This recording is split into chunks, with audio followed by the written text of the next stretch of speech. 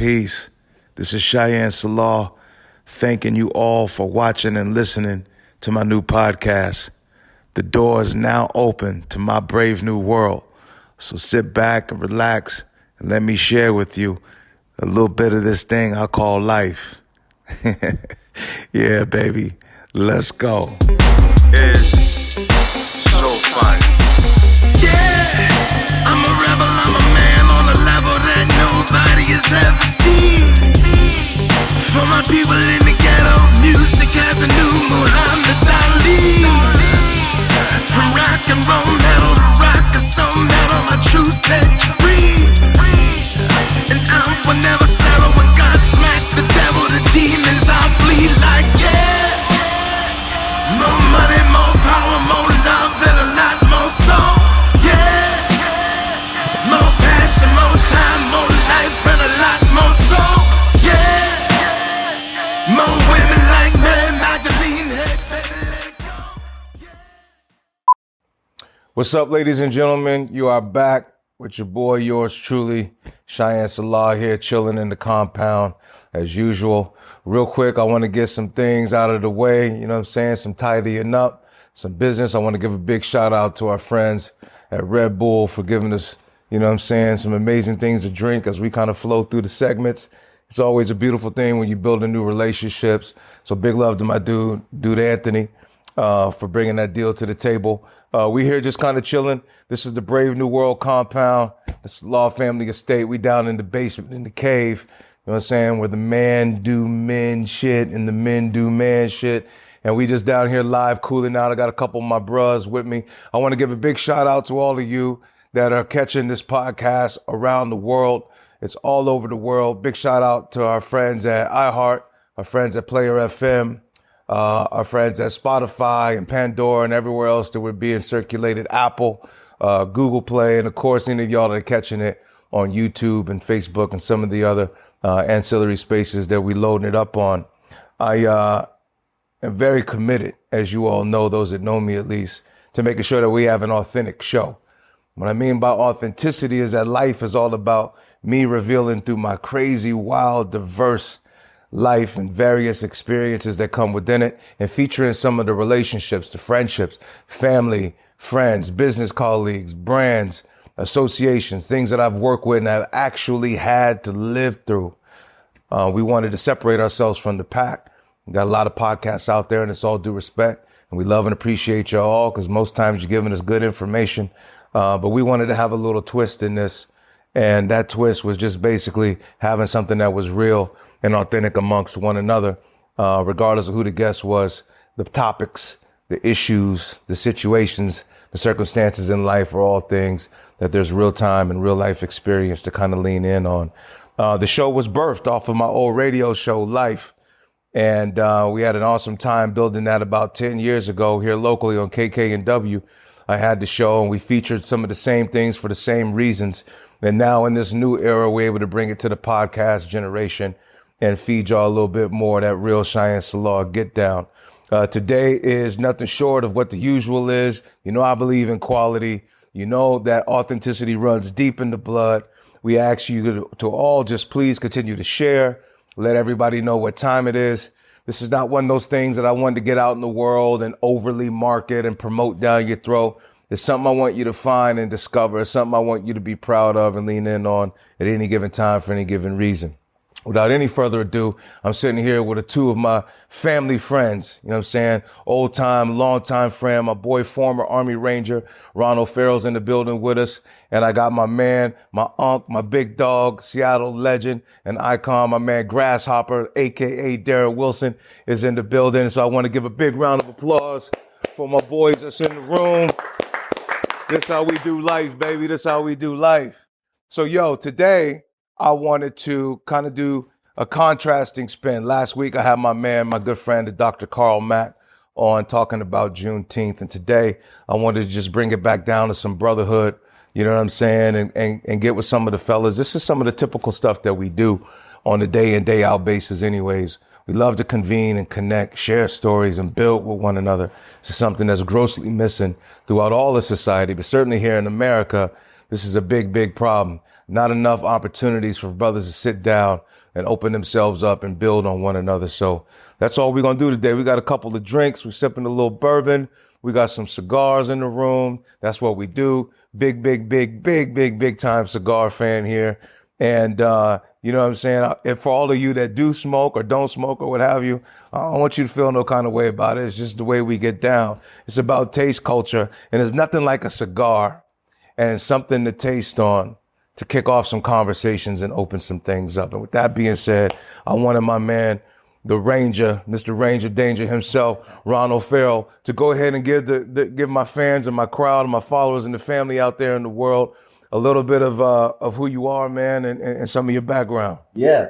Well, first, thanks for having me on the show, man. We've been talking about this for a minute, and it's beautiful to see this thing just kind of evolve as it has and become what it's become. Quick background on me. I spent 8 years in the U.S. Army. 5 years of that was at 2nd Ranger Battalion here at the mighty 2nd Ranger Battalion, the Joint Base Police McCord. So I got to jump out of planes, blow stuff up, wear the short shorts, fly around on the cool little birds,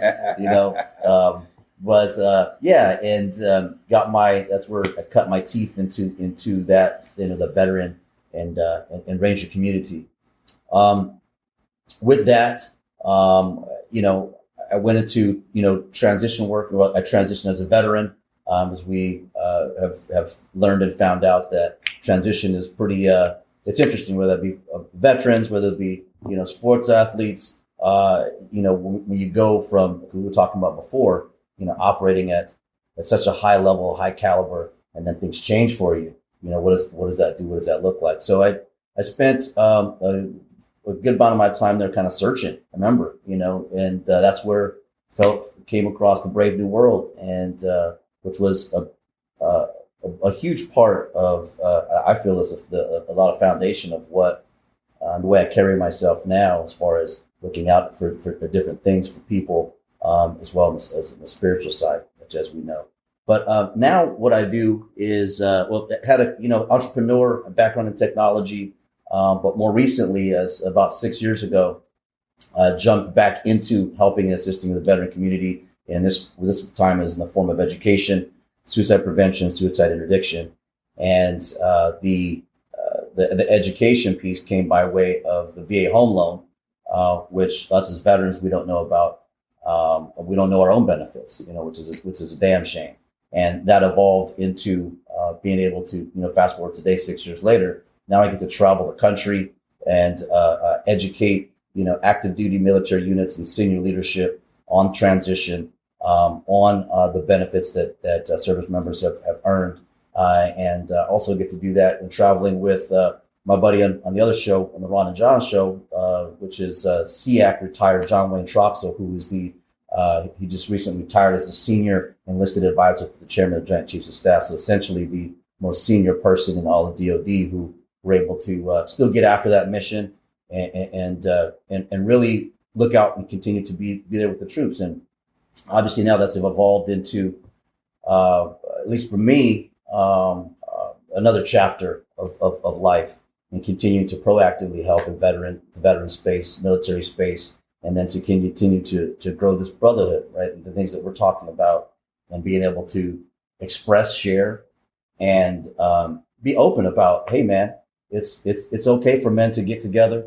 It's okay for us to talk about things, talk about subjects, and be in a space of non-judgment, and in a space that's open and sharing, so we can discuss the triumphs and some of the valleys that we've experienced, and so we can share that amongst each other. So yeah, man, we're looking forward to jumping in and sharing more and learning more from you all. Absolutely. Big ups to my man.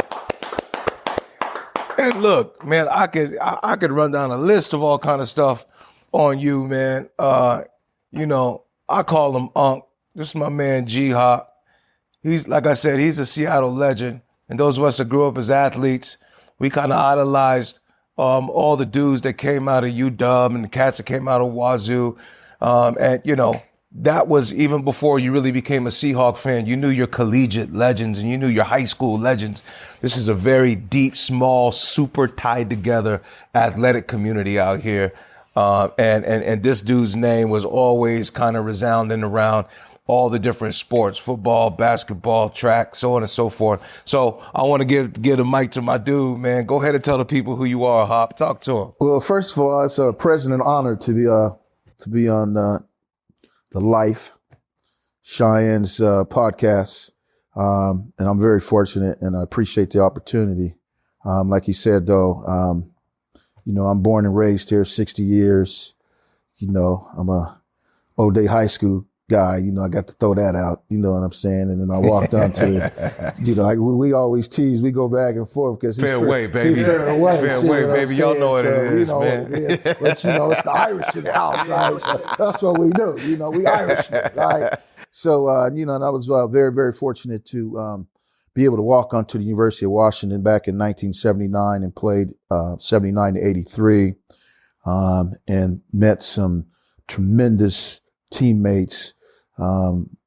Examples are Antowaine Richardson, Sir Twan. Yes, indeed. Took me under his wing. Warren Moon, Mark Lee, Doug Martin, our late Nesby Glasgow. Yeah. Rest in peace, baby. Rest in and peace. So there's a whole host of other guys that I could sit here and name on and on and on, but those particularly, I met those guys at the age of 17 and I'm 60 and we still get together. We still hang out. We still tell each other we love each other. We check on each other. And particularly in this time now with this pandemic going. So, walking on and graduating from the University of Washington, Coach James asked me if I ever needed anything in life that he would be able to help me.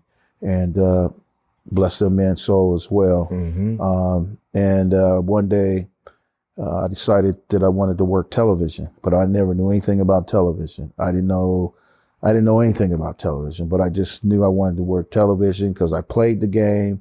I refereed the game. I refereed in the CBA. I've been in all of the NBA Summer Pro Leagues, the WNBA, FIBA, USA Basketball, AAU Basketball, Division II, Division III, high school. Like he said, the list goes on and on and on and on. Pro-Am director. So as I started working television, I knew a lot of the players. I knew a lot of the coaches. And my crew chief said, hey, man, we got you in the wrong position. I was actually working utilities. Didn't know how to coil or anything like that. So he said, we got to find you something else to do.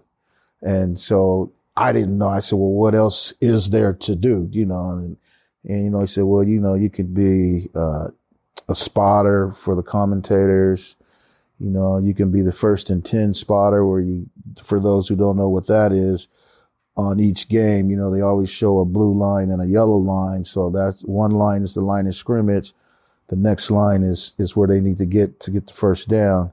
And I was doing good until that one year, God damn it. The University of Oregon came up here and they ran no huddle. I was so mad at Chip and them, man, and I couldn't keep up, man. And my man said, hey, man, you ain't doing too good today, man. And I said, well, you get up here, but so then I ended up becoming a red hat. So red hat is the one that's on the field, about the 25-yard line, depending on what stadium you're in, but you handle all the TV commercials. So you're a liaison between the official crew as well as the producer and assistant producer who are back in the truck. And in college, I keep the timeout, actual time itself on the field. And then, I let them know when we're a minute back, 30 seconds back, 15 seconds back. And then I rewind the clock so play can resume. So I do that in the Pac-12 and I also do it in the NFL. So I've been very fortunate to work with all of the networks, Fox and CBS, ESPN, a little bit with NBC, Root Sports is my, and those folks are my people.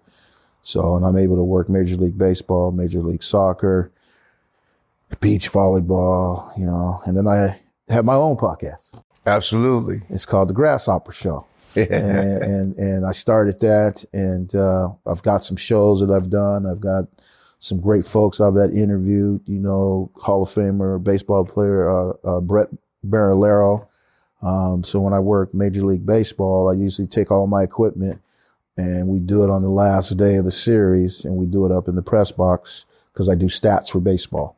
So I do that. And then, of course, my boy Warren Moon, Hall of Famer, and of course, my boy Sir Twan, and rest. And I had Nesby on there too. And I love talking sports.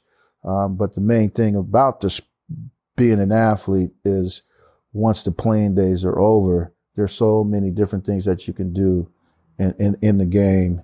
And I've done just about everything there is except be a general manager or, head of scouting somewhere like that. But I don't know if I want to do that because being a red hat, I tell you, that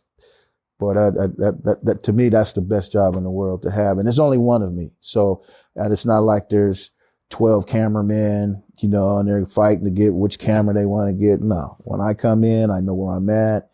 And it's a real privilege and an honor because of the networks have that much trust and faith and believe in me. And so I just got to go out and execute and get all my timeouts in a quarter. But other than that, just the brotherhood that we have here of improving society, improving each other, and making this place a better place for all of us and not just some of us, is what we stride and what we build on a daily basis. And I mean, we're in the compound, long hours, smoking our cigars, talking, but it's real. We have a good group of folks that we are constantly horning in, and everyone is sharpening their skills, and everybody's becoming the best that they can be. So when we step out, we're on Shyan's podcast, but we want to, like Shyan says, hey man, this is A1. You know what I'm saying? So absolutely, we have to act A1 all the time. It's not just a sometime thing. It's an all-time thing. So we just love giving back to the community, and hey, I'm just happy to be here. Hey, give it up. G-Hop. Hey man, look, it's a pleasure to have y'all. And this is the first show where I've had multiple guests. And it's something I wanted to do again, just to kind of relax and chill. There's nothing formulaic to this tonight. You know what I'm saying? So I'm just going to kind of lead the way that I typically do on the show. But this will be the first time the show has this kind of an experience. You know what I'm saying? So the idea is just, we do what we do. Now, look, all y'all know that I dig deep because I've lived a crazy, deep, crazy life. And I'm very proud of it. I'm very proud of my roots. I'm very proud of my heritage. I'm very proud of what I'm building. I'm proud of the projection in the future, where I'm going, organization with my brothers, and just different ventures and endeavors that we got going on. And our whole ideology is just kind of built around supporting one another. And there's these unique ties in it all. For instance, when he says Sir Twan, that's actually our producer, my partner, Candace Richardson's dad, another amazing legend in both sports and music, with the main attraction. And so we have this interesting dynamic here in the Northwest. For those of you brothers and sisters that's watching around the world and around the country, this is the most slept on corner in the country. Please understand the Northwest breeds giants. You know what I'm saying? And part of one of our intentions is to start getting these stories out, start communicating, start sharing what it is that we do, not just within our talents and the products and stuff that we make, but just the essence of our get down. You know what I'm saying? The soul around those of us that have come out here and had to make a life. With that being said, I want to kick it off, man, because we're talking about brotherhood and we're talking about building with one another, man. So I want to go to the Ranger. I want to go to the military in the room, and I want to ask, some very pointed questions when it comes to that, because I know, as a matter of fact, last week, Brother Carl Mack used a term, he said, that is normalized in the military. And he used the term ethos. And that with respect to that term, there's this understanding of never leaving a man out and always having kind of this intention for your brother, for your fellow soldier. Right. From a Ranger's perspective, what does brotherhood look like? Oh, man. Great question. So as a Ranger, I guess me step back and I guess describe a little bit about what it takes to become a ranger, and then what that lifestyle looks like. Because there's two there's two understandings of what a ranger is. One, as we say it in battalions, is one is a school, and one is the way of life, right? So the tab is the school, the scroll is the way of life. And so the path is you go to your basic training, you go to your advanced individual training where you learn your job, and you get past that, and you go jump out of airplanes.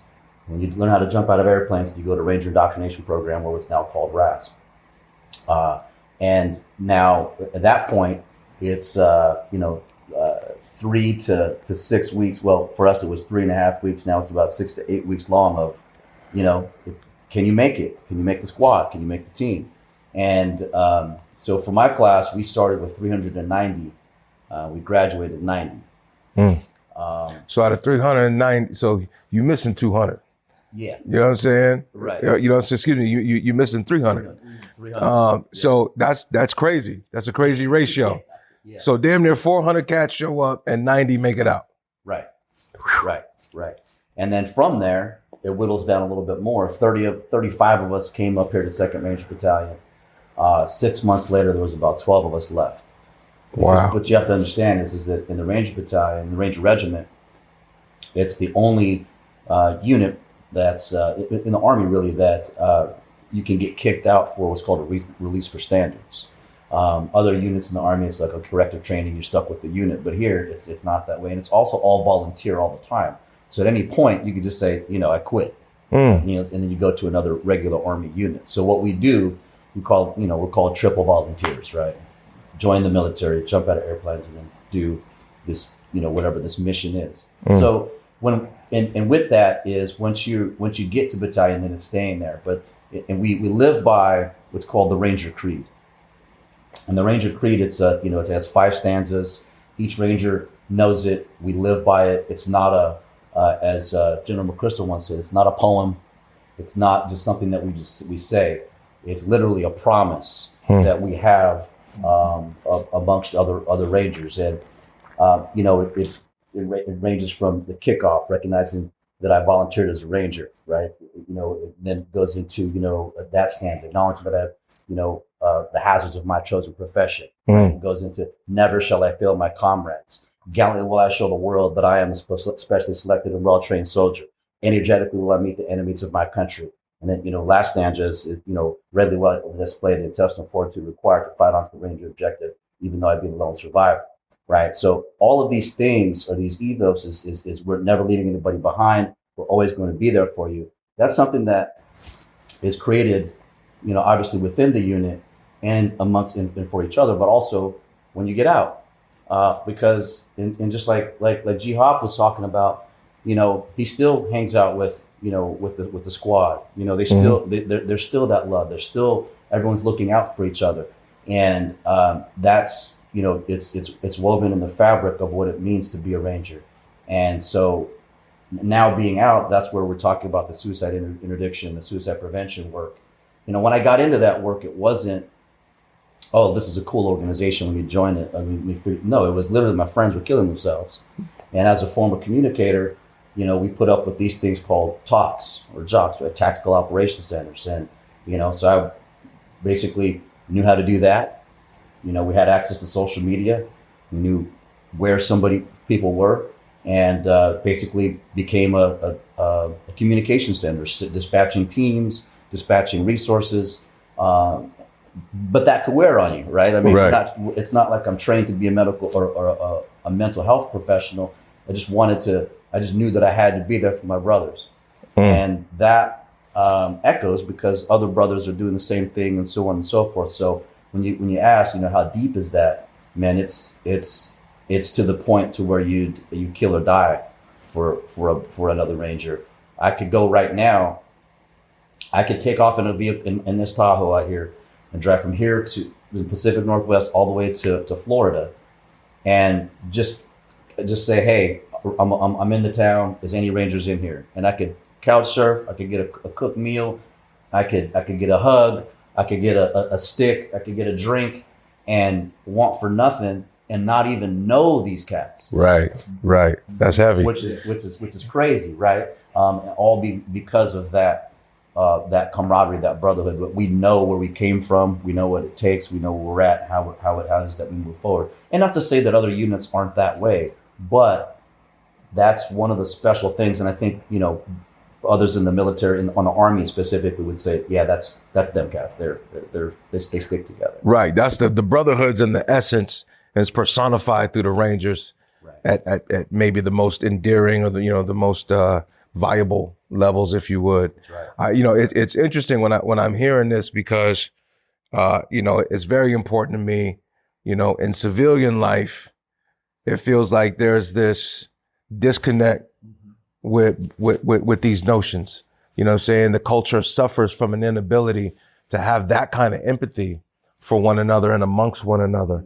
And and I want to spin this off into your world from a different perspective. I think I asked you this yesterday or the day before or something. As an in-game referee, as someone that's judging in the moment what's right and what's wrong, and having to deal with all the responses of it and blah blah blah. I think I asked you something like, what does refereeing allow you to see about people or about the culture, from a brotherhood standpoint, as a former athlete and now as a ref, as a judge on the field, a trusted middleman between the player and the networks and that whole construct. How do you see brotherhood, from through those mutual lenses? Well, the way I approach it is that I try to be, first of all, mentally prepared for anything that may go on. And when I say mentally prepared, if anything that happens, player gets hurt, you got a hot head player, you can't get a timeout in all of that, you got to stay calm. You got to stay calm. You got to be consistent. And then you just got to be honest, because we're all human. Absolutely. And nobody's perfect. And when you ref at all of the levels that I have refed at, the pace gets faster the higher the level you go. So as the pace quickens, then there's a greater chance of more errors occurring, missing calls, not being to get in the right position to make the calls. And as an official, number one thing is you got to always be in the right position.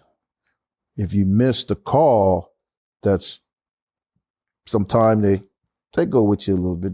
They don't, but you don't make the call and you're not in the right position to make the call, then that just complicates matters. Right. Because now you lose the faith of your crew that you're working with. Because, when I first started officiating, it was 2-man mechanics. And then now it evolved to where it's 3-man mechanics. And the reason why it has evolved to the 3-man mechanics is because, particularly in the men's game, everything is above the rim and it's extremely quick. The NBA is the fastest game there is. NFL is fast, but that NBA, you don't get your head around, you don't get down where you're supposed to be and referee the defense and let it come in and see the whole play. You get your ass in some quicksand. I ain't never been in no real quicksand, but I've been in some quicksand in them battles on them courts. Yeah. And the main thing is you got to learn to trust each other as a crew. You got to be able to support each other as a crew, even if that person might not be as strong as the other two, or I've been to where I've been the strongest one. Well, you, the lead official, help them out. Right. And it gets to a point to where if I'm helping them out, that means I'm not in my primary. Right. So if I'm not in my primary and somebody gets hit with an elbow Okay. And we go back down on the other end of the court, and then my man chucks him with the illegal screen. Now we got hell. Because now I gotta control that. I gotta control the coaches. I gotta identify who's the disruptors in the game. I gotta talk to them. I try, it's psychology. It's learning how to deal with people.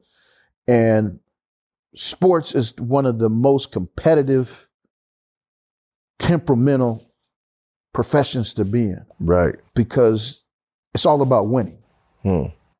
And if they feel as me as a referee, if I cause them to lose, they're going to be on me. But my rebuttal is I don't dribble, I don't shoot, I don't pass, I don't call timeouts, I don't shoot free throws.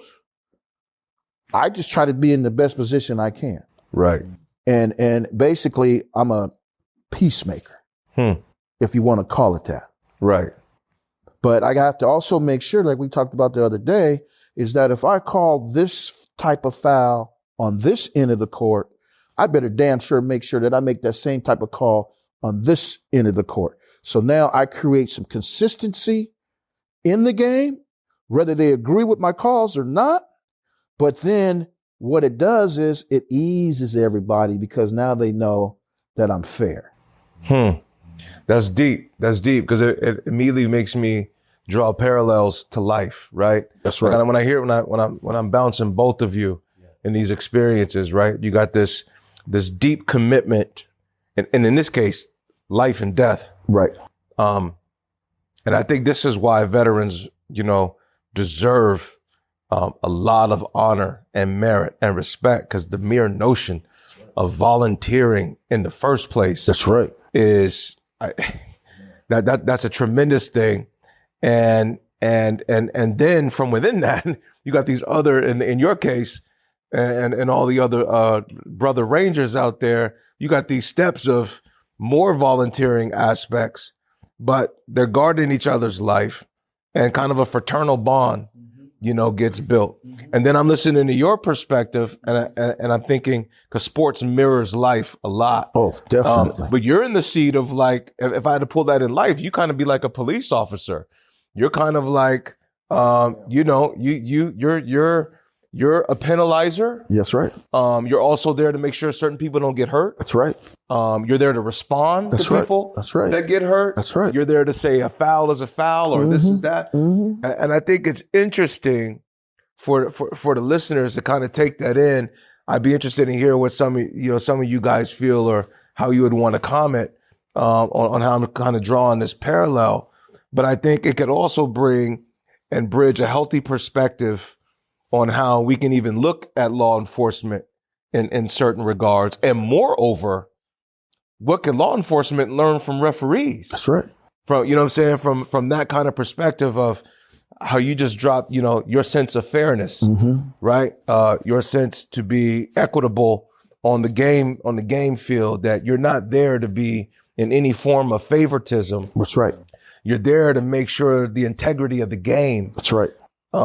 Is, walked out in a particular kind of way. You're right. And just imagine, if we're living life in a Ranger code, if the Ranger code could be in the family. Yes, right. I had a conversation, I forget who I was talking to, man. This is a couple weeks back. I want to hear y'all's perspective on it, but I was talking about, from an entrepreneur's perspective, working with brands, the things that I've learned in building business, and some of the ideology that comes with, loyalty and commitment, and just, seeing things through no matter what the circumstance.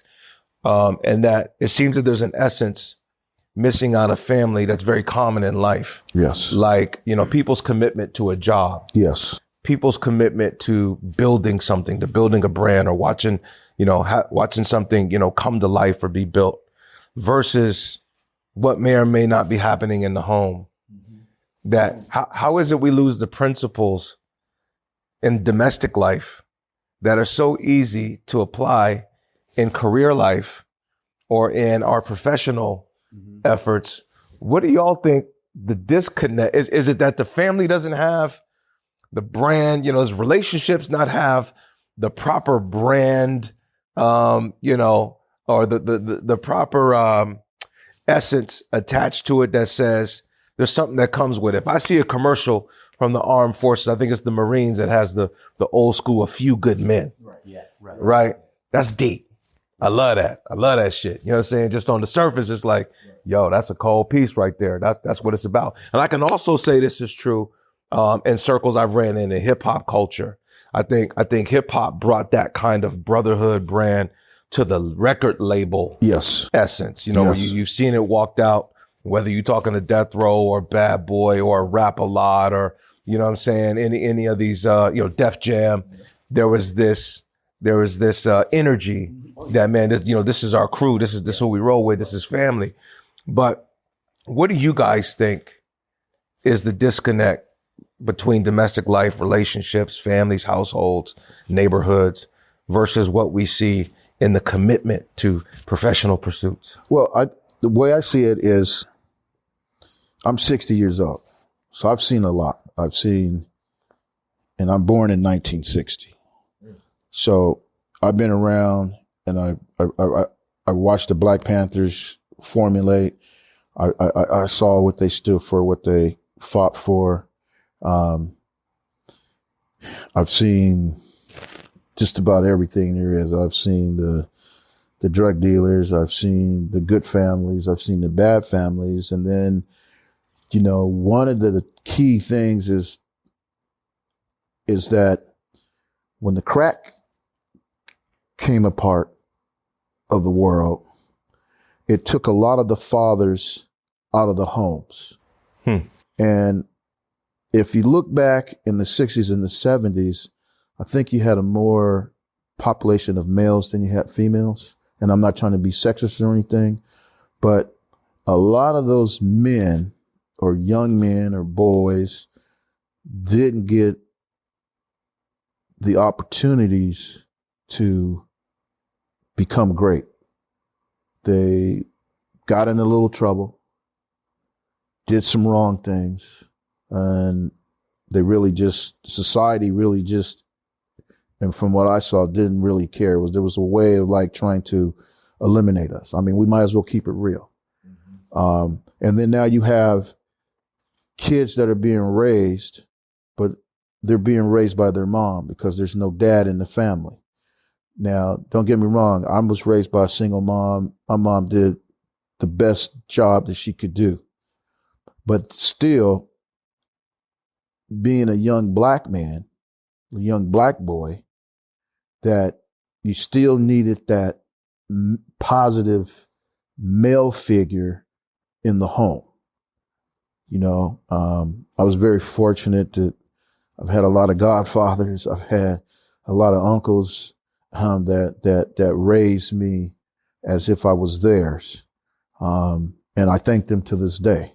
But also in doing that, there is a level of responsibility that I must uphold to show my appreciation, but not only show my appreciation, but set the pattern, set the standards. I was married, I got divorced. My son is 29, but at no time during the divorce did I ever stop having the number one responsibility of taking care of my son each and every day.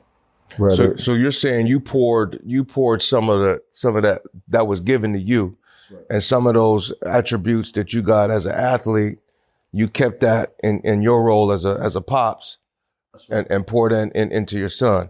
You have to. Yeah. Because being an athlete, just like the Ranger over there, just like you being your entrepreneur, it's not a sometime thing. Right. It's a constant day-to-day, 24/7, 365 days out the year that there's a battle that we have to go through. I've worked for government, and you go through that and you get co-workers that are jealous or envy you or don't understand How can you come work an 8-hour job or a 9-hour job, but you still have enough energy to go out and mentor kids and coach and work television and do other things? That was just my philosophy is you always reach back and you give back. You can't worry about that. I made it. Therefore, I don't need to worry about these young ladies over here, these young men over here, these mothers over here, or even these fathers that are over here that just need somebody to sit down and talk to them and say, hey, look, man, you were able to do one of the greatest things in life. You were able to have a child. Not everybody can have kids. Right. But the thing I want to lean on before I pass the mic to Ron is just the way you said that. Just the passion behind your eyes, the tone in which you said that that's the brand I'm talking about. That's right. That it seems like that energy. Oh yeah. Is, you have it. Right. Right. Right. But not everybody You're right. has it. And I think the spillover in society has become very clear because again, the question remains, what's domestically off that's professionally on? You know what I'm saying? And it's, what do we lose in between that? What's your thoughts on that? Being a Ranger and having that brotherhood code. And just, I love how you broke that down. You could get in the whip right now. You could travel from here all the way to Florida. And all along the way, all you got to do is put the bat signal out. And your Ranger bros is going to be like, yo, what's up? Where you at? And you ain't ever even met them before. Right. But there's going to be this response ability for them to, connect to you. Where's that at in the community in your eyes? That's a great question again. I think, when we look at, let's say, PTSD, for example, right? That's the big thing in the veteran community. And I there's all sorts of trauma. I mean, I think we probably had that, growing up. Absolutely. Before I even, put up my first pair of boots or combat boots on. But the interesting part on that is, that impact of trauma and what's going on then and who's around you when those things happen. In the Ranger community, you're going through so much shit just to get there, just to wear a piece of cloth, just to be around and amongst the best of the best. And as a Ranger, you realize really quickly that it's not an individual sport, right? It's something that you have to get fight up to that objective. It's something that you're literally looking out for the man or woman to the left or the right. And Rangers, it's opened up now, but it's who is that to your left and to your right. And I'll say this: my good friend John Wayne Troxel says, on the worst day of his life, when an Iranian penetrator blasted through his Stryker a vehicle, instantly killing his RTO, and I believe the forward observer is paralyzed to this day, and he's laying on top of them, protecting them with his body. He didn't give a damn who was on the other end of that. He just knew that somebody was coming. They were an American or they were an ally coming to save them. And that bond that was created that day for them, that's something that they'll never forget. They're there. That's just brings them together. And then how do you get through life and through things after that? And I think in the home, it, for the most part, there's a lot of trauma going on. There's consistently. But there's never really that, we made it. There's never really that, the helicopters are here. Okay, we have that feeling of, okay, we've been, because you're fighting, you might be week to week trying to get some food. I mean, that's how I came up. We came up. It was like, there's that constant, damn, is this ever going to change? Is that, so there's never, at least in my experience, there's not a whole lot of points of victories, right? And even, when you forge that into combat, and you forge that into the realistic training, whatever it may be, there's in the military you're sharing those hardships, but you're also sharing the laughs It could be a shitty day and you're crying together, and those are things you remember, right? And so there, you feel a sense of, for whatever reason, a sense of duty, that sense of commitment. I've got to be there for them. And then it becomes, it used to be for me as a Ranger, it was like, okay, this is all we know, is just living behind this brown fence. They hid us from everybody. We weren't supposed to know we're in certain areas, so on and so forth.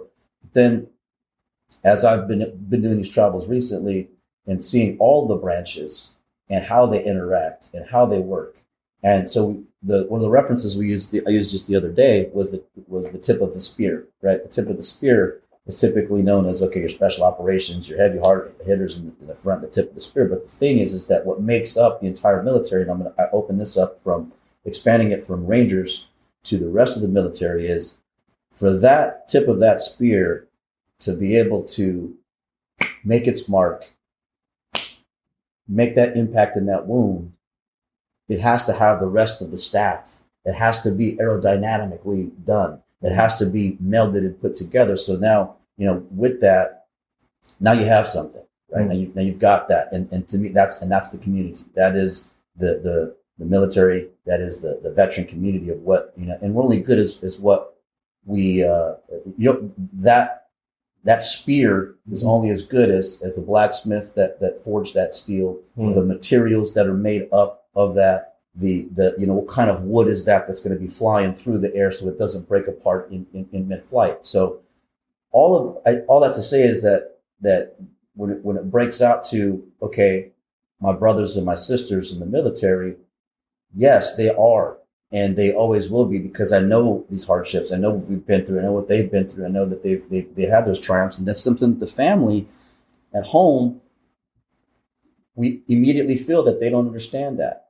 They don't understand what we've been through. Mm-hmm. And a lot of times we don't want them to know what we've been through. Right, we don't want to share those hardships because they can't handle that shit. Right. They wouldn't be able to really comprehend. Right. And that goes, whether that be on the battlefield or on the gridiron, right? And it's so that begins and creates those bonds that are for life, because it makes an indelible mark in our spirit and our soul on those moments that we had with those individuals. And we look back on those as either they're painful memories, they're laughing, and then we have those triumphs. That I love that. That's a great perspective to have.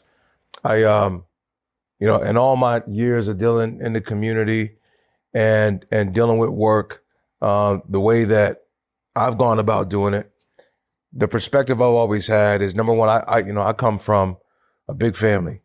I'm a middle child of 5 boys. And our dad gave us kind of written and unwritten rules to yeah. Carlos Chuck Henry ain't no joke. Shout out to Pops. Ain't no joke. I know if my family see this, y'all know what it is. But there was this expectation that you better, I better not catch you not holding it down when I ain't around. That's right. And you already know what it is when I am around. That's right. And, that really took to me.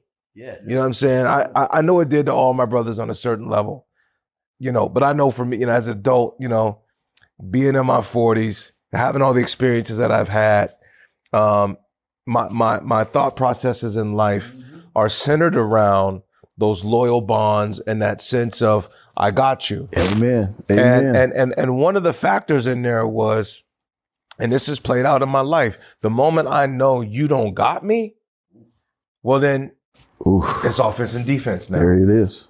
Yeah. Because I can't even trust. I can't, my wiring is such that it's like, that's what you don't do. Right? I think love has this premise in its truth that is designed to be unconditional, right?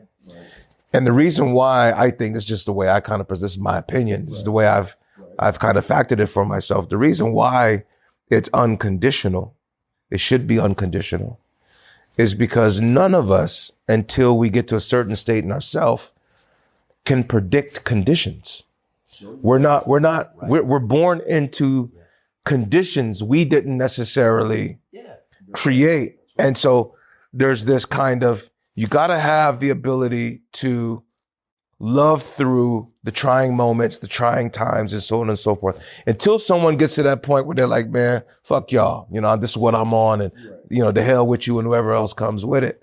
And I think a lot of that has happened in the American fabric of family and friendships and relationships for whatever reason. Right. And some of which, hey, man, maybe rightfully so. You know what I'm saying? Sometimes you do just got to go that way or go this way.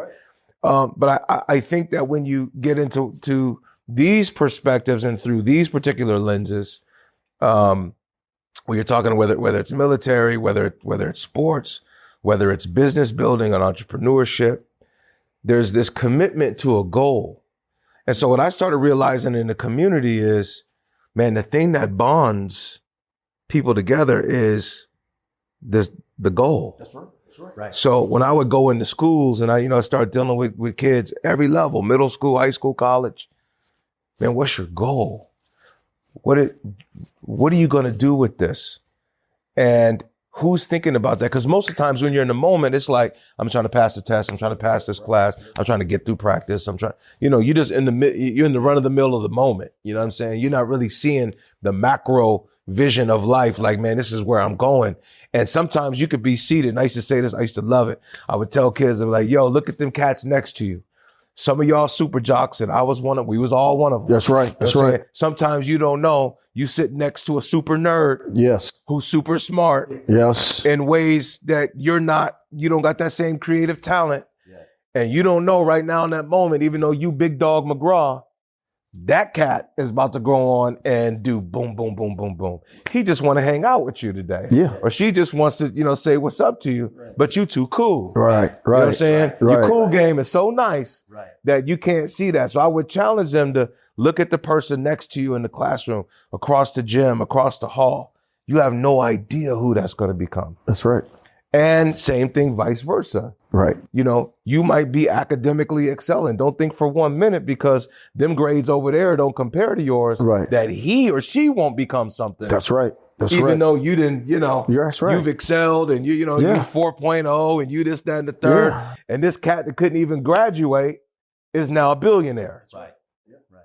We have to have the understanding somehow, how do we create dynamics that bond us to some kind of a goal so that communities can flow in a way that mirrors the brotherhood and the ranger and mirrors the responsibility of a ref in a game. Yeah. Nobody's talking to referees after the game. Oh, no. Unless y'all is in trouble and shit. Yeah. And let's keep it real. Y'all done fucked up a lot of games. Yeah. You know what I'm saying? Y'all done fucked up a lot of games. But you've also, because with someone losing, someone won. That's right. That's right. Right? That's right. That's so right. there's a balance there. But going back to you know what I'm saying? How do you ref life? Like if you could tell law enforcement right now from a referee's perspective, right? What would you give to our local police officers? Hell, even all the way up to our federal agents and anyone wearing a badge. I don't care if you're just doing security at a nightclub or you monitoring a parking lot or, you know what I'm saying, you on the beat or you chasing down a murderer or you a bounty hunter or anyone with that badge who's refereeing life. What advice would you give to them? Well, the first thing I would tell them is you got to be relaxed and don't be so hasty to create or aggravate or initiate the situation. And what I mean by that is, okay, he's driving down the lane. He got bumped a little bit. Okay. Well, let me kind of see what this kind of player is. Because I'm not going to bail him. I'm not going to bail his ass out every time. I'm not going to bail her out every time. Oh, they come down the lane. Right. That shit don't work with me. Okay. That shit don't work with me. Yeah, so you ain't going for the I exaggeration. ain't going for none of that bullshit. Right, because in a game sense, somebody might be trying to get you to just not be a thorough ref. That's right. And give them an advantage. That's right. Okay, that's deep. That's right. That's deep. So when you flip the script and now you're talking about a police officer, you know,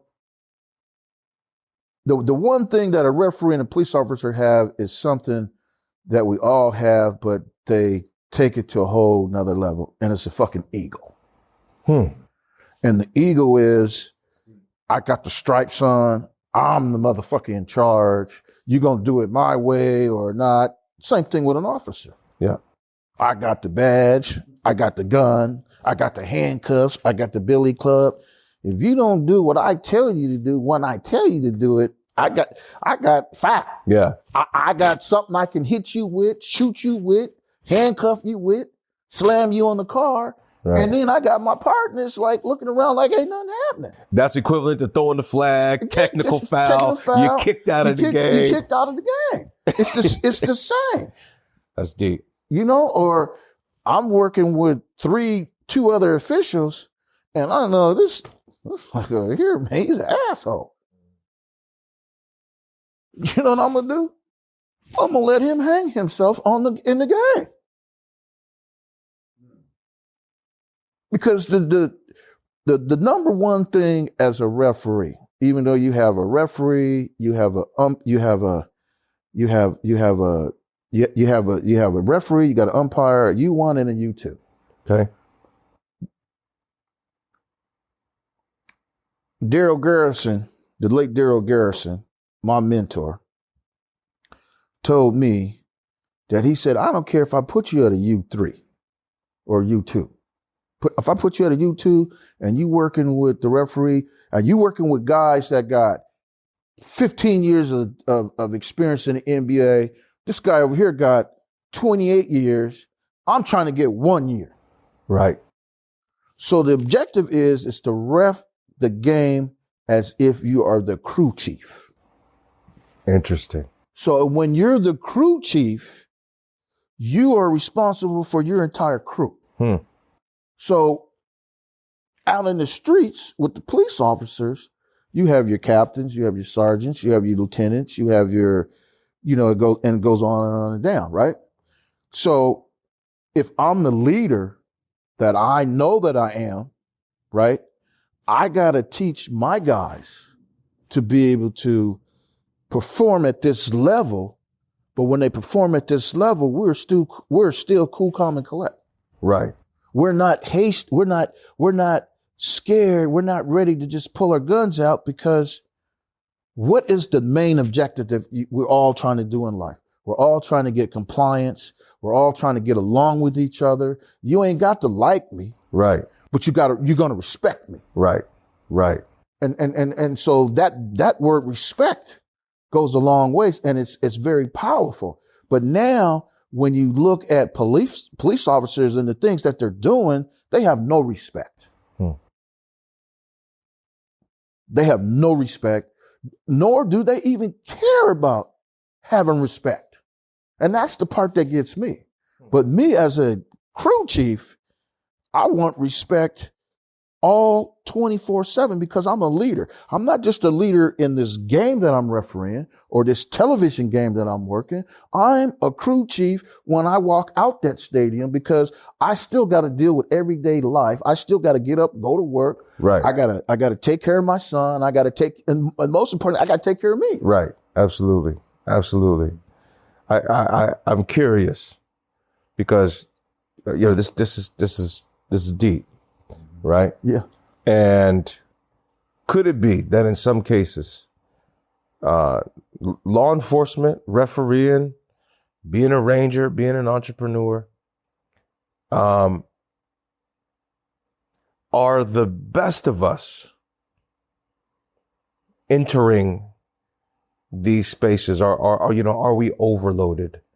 You know, in other words, that mentality that you have, right, I think would go a long way in policing. Yes. But like I mentioned about community, even the police, just like the referee, you can't control conditions. Correct. right? You show up at a game and it's drizzling rain and rain turns to hail and hail turns to snow. Yes. It just makes the game tougher. That's right. You know, same thing in life. You comb through a neighborhood you unfamiliar with, you don't know what's going on. I'm not mad at them cats for being scared for their own.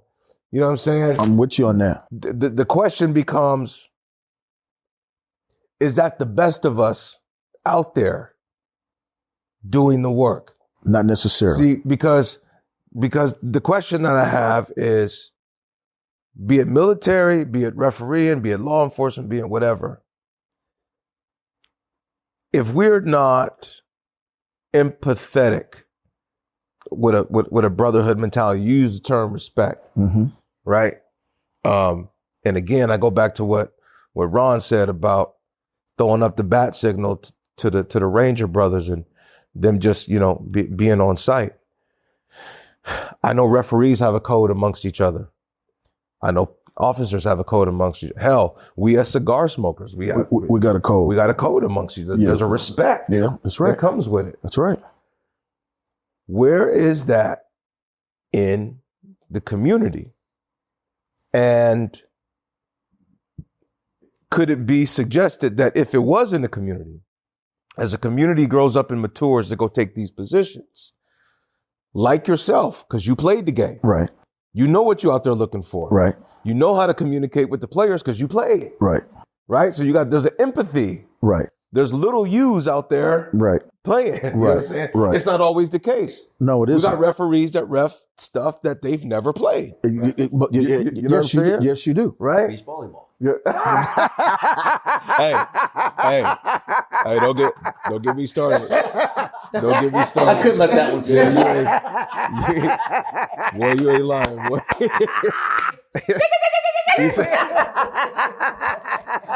Hey, look, you know what I'm saying? This is how we do it. This is how we do it. Hey, ain't nothing wrong with it. Yeah, I appreciate that. I needed that laugh too, man. Yeah. But y'all know what I'm saying, man. It's like, I'm not saying we're going to sit up here and solve the world's problems.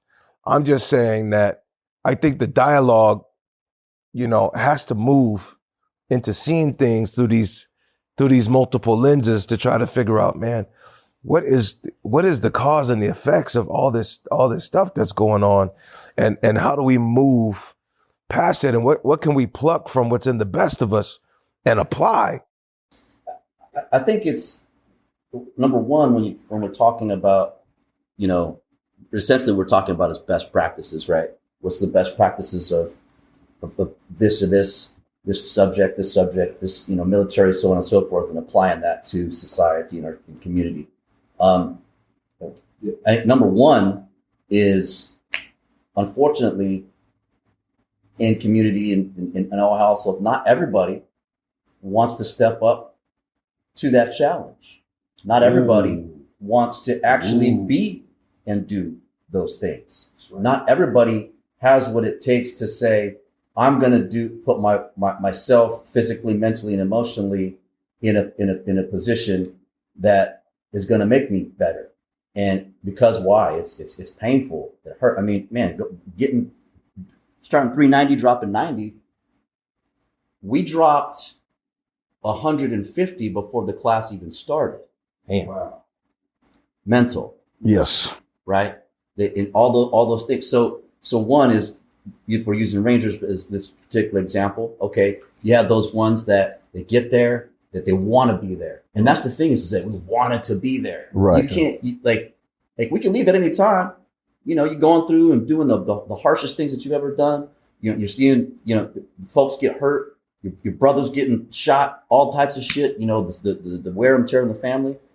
But you don't want to leave because you want to be amongst the best. That's right. Now, it's also with that is communication because, for example, Rangers, they've been activated and deactivated for the last few hundred years. Most recently was 1974 when the battalions were formed back in 74, all the way to regiment and everything what it is now. There's been evolution. There's been changes. There's been things to make us better. And we communicate and we talk about that. What can we do to be better than we were before? The game itself. I mean, the way that athletes train.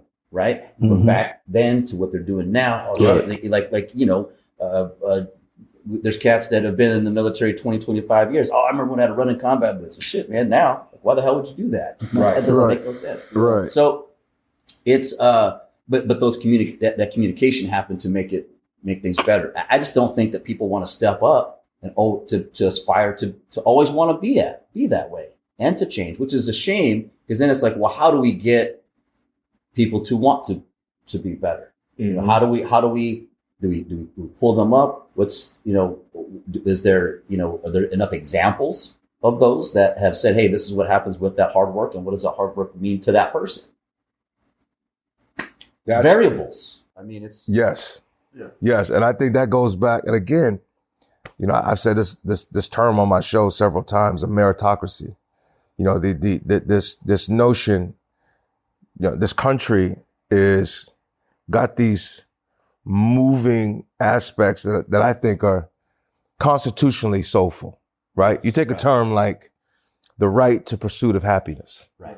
Yes. Man, look, for a cat like me, that's deep than a motherfucker. Come on, man.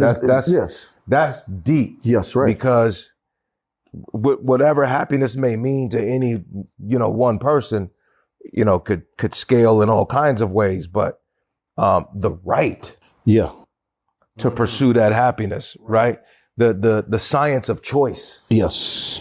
right? Yes. Yes. And then we all know conditionally, Right.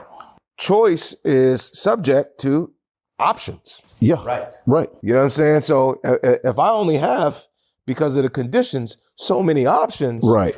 then my choices are limited. Very limited. Very So limited. now I'm scaling happiness down, or my pursuit of it, into these available resources that you boxes Yes, right. that are affected by resources or Yes. lack thereof or Yes. what have you.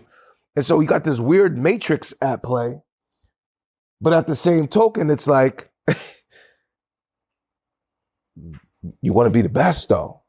For some of us, we want to be the best. That's right. Maybe, I don't know, maybe I'm going too far off the ledge here. Maybe what's best to someone else is to not be the best. That's right. Yeah, insofar as how we see it. In other words, maybe their greatest point of happiness or their greatest goal is, man, I just wanted to, get an apartment and, Right. you know what I'm saying, watch me some TV every night at 6 o'clock and, Let me throw this out. you know what I'm saying? So as a father, right? Yes. I'll bring my daughter into this one. It's One love. It's my baby girl. baby girl. Shit, boy. Right. Tell me about it, boy. So and she's my biggest cheerleader. She's seen me flying high. She's seen me crashing down in flames, and she also seen me put the plane back together and take off in a fucking rocket. Yeah, that's right. Right? That's right. And she's always there. Dad, I'm so proud of you. Love what you're doing, so on and so forth. So, it would be a disservice to my child if I didn't apply the same advice, counseling, love, commitment to her as I would to any of my Ranger brothers or any other veterans that are out there. Absolutely. So what does that mean? Okay, well, she says, for example, oh, I wish I had some more time to myself. I wish I could, go and travel and work remotely and do these things. So I said, oh, hey, I got you. Yeah. I've got that blueprint, in fact. That's right. Let me lay this out for you. Here's what this looks like. Here's what this looks like. Let's look at getting your real estate license. Okay, here, let me pay for that. Go ahead and do that. Right. Let's you need to get your credit up. Hey, I got a little class was put together. Let's go do this. Let's go do that. Guess what? She didn't pursue any of that shit. Now, it wasn't because she didn't want to. Maybe it seemed like a good idea. I brought her around these some very powerful players, young professionals. Mm-hmm. But you know what she wants to do? She wants to write poetry. She wants to, pursue music. Mm-hmm. She wants to, and she has a great job that sustains her to do some of these other mm-hmm. things. But for her, she's like, this is what makes me happy. Mm-hmm. This is what I want to do. This is what it's not. So I've learned is that I can't put my conditions and what I think is success and what I think is going to be right for her, because it don't fit her. It don't fit for everybody. Right? It don't fit her social construct, what she wants to do and share with her life. So I have to take a step back and say, word, let me just support you. Right. That's deep. Yep. Let me just support you. And that's the best thing that I can do right now with her. Right. Until she figures that shit out. She's 22 years old. Yeah. She don't know. She don't really know what she didn't, and so she's figuring that out. And that's, but she knows, hey, if I have a question on this, if I want to start a business, so on and so forth, I got it. Right. And I think that's where the wisdom is at. And I love that. And of course, I've known her since she was a little girl, and just always has been a sweetheart. Right. Every time I've ever seen her, I mean, she's got a lot of she got mom's energy too, but she got a lot of just that positive kind of flow she wears it. But on the wisdom of that, it's like at the same time, and I'm learning this as a parent, and I already knew this within myself that, okay, if you do want to enter an arena that I know about, music, sports, business, blah, blah, blah, the thing I can't do for you is make that industry or make that element or make those conditions switch to you and how you see it. Right. So if you're going to enter it, it's like, you got to damn sure play this game. Now, you might, it's one love. You figure it out. You find out what it is you want to do. Right. But I can't make that campus conform to you. And I can't make, industry conform to you as bad as I want to and wish I could. You know what I'm saying? Right. So there's that. Do your thing and figure out what you got. But at some point, unless you're inventing something completely unknown. Yes, right. Where you're writing the rules. That's right. And in many ways we can. That's Because right. Lord knows I've written mine, you've written some of your own, and you've written some of your own. Right. That's how we here doing shit like this. That's right. Right? But what do you do when they want to do something, but they don't totally know what it takes and what it's gonna, Let me throw this one thing out there, because this actually just happened. Okay. 2 weeks ago. Okay. Don't mean to put your business out there, baby girl, but we're going there. Okay. And Uncle Shyan love you. Uncle Shyan love you. It's all good. It's all good. It's all good. And this is where I pipe in with that communications is understanding, motivating, and guidance. So she wanted I'm going to go to California. Okay, cool. When are you doing that? 3 months. Word. Okay. And so her mother calls me up. She's like, "How can you believe this, that?" I say, just calm down, man. It's going to be all right. Calm down, talk it through. I'm going to have dinner with her friend. We're going to sit down and talk about it. So I had her. Here, sweetheart. Here's my notebook. Here's a paper. I'm just going to cook, and I'm going to rattle a couple things off. Okay. You want to move to LA? Okay. That's going to be about at least 25 hundo. Yeah. At least per month. Okay, so you have first month, last month's in deposit. That's right. Boom. Oh shit. Okay, well that's 6,500, right? Yeah. Off the rip. Right. Off the rip. Okay. U-Haul truck to get down there. Yeah. 1,000. Well, we're gonna take 2. Okay. Well, that's gonna be 2,000. Okay, we're gonna take 1. Okay. How about gas? $500 for that. Okay. Easy. How about food? How about this? Okay. Got all this. So it came out to like 13,000 to get there. Okay. Then I'm like, okay, now. You moved to California, state taxes. How much do you plan on making a month? How much do you plan on making a month? By the time it was all whittled down, they had $200 left over for the month. Right. And now they were like, guess we didn't really. Okay. Well, now I didn't shoot the dreams down. Right. I didn't say, don't do it. Right. I just said, hey, if you're going to do it, at least let me show you something of what you need to do to prepare. Right. So that if these conditions aren't suitable, at least you know. Right. Right. Because I don't like to categorize in generations, but it's coming to a point where not everyone's planning. And if you fail to plan, you plan to fail, regardless of where you are in life. All day. In addition to that, what we have to do is we have to recircle the wagon and In this case, the Ranger did, because it all starts in the home. Yes. And so for everyone to be successful, it has to create in the house. Okay, so you saying, and don't lose that train, but I'm trying to draw a parallel for the peoples. Are you saying it's important that you learn how to referee in the house? Right. Learn how to coach in the house, because that's really just what you just said. Because I got a sister.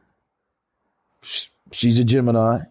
She's strong-headed, strong-willed. I'm a Cancer, and my mom's a Gemini. So you know, they always ganging up on me. So you know, I got to hold my ground. Mm-hmm. But I know that when I do speak, I better be damn right, because they gonna chew me up on both sides, because they're twins. So now I'm going against 4 people. Right. And it's just me. Right. And trust me, them, you know, some of y'all might not be in them zodiac signs and all of that, but I'm going to tell y'all, if you guys aren't, I'm sorry, but you might want to brush up on that. Yeah. Because there's a reason why there's 12 months. Yeah. Okay. Yeah. There's a reason why there's 12 months. Yeah. And 4 seasons. That's right. Okay. That's right. So I used a lot of that with my sister and my mom. I learned how to keep the peace, even though I was mad as hell, but you have to learn to pick your battles. You're not gonna win every war that you go out. But if I can win the battles, that's gonna make me stronger.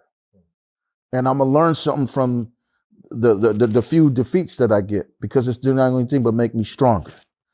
So, but more importantly, when I referee, because I played the game, I try to be as fair as possible. I try to be as fair as possible. I don't care how mad you might be before, you know, I get guys that come in, oh, I had that SOB last week, and all he did was this. And the minute he says something tonight, I'm going to pop his ass. Well, go ahead, motherfucker, because you're going to be out there on that island by yourself. Yeah. We in the hood. Yeah.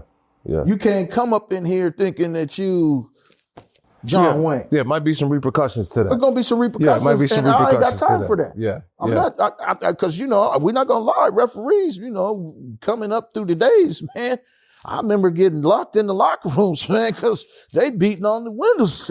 Yeah, they waiting on you. They're waiting on me. Yeah, they waiting on you. So then I had to reevaluate myself and said, okay. And the way I look at it is there's 2 kind of referees. There's one that's just out there for the money.